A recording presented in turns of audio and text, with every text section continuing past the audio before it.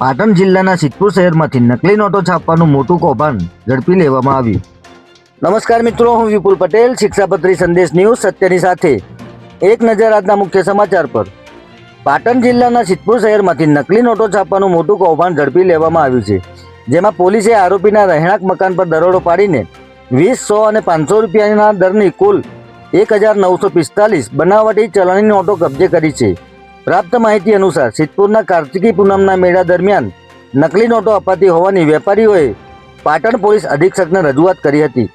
જે બાદ પોલીસ અધિક્ષક વી.કે. નાઈના માર્ગદર્શન હેઠળ પોલીસ તપાસ કરી રહી હતી. ત્યારે આ તપાસ દરમિયાન પોલીસ ઇન્સ્પેક્ટર આર.જી. ઉનાગરના માર્ગદર્શન હેઠળ એલસીબીની ટીમે બાતમી મળી હતી કે સિદ્ધપુર ટાઉનમાં અલ મોમિન પાર્ક પાણીની ટાંકી પાસે રહેતો મોહમ્મદ યાસીન સૈયદ અને તેનો મિત્ર મુસ્તકીમ મલેક પોતાના ઘરે ચલણી નોટો છાપી રહ્યા છે.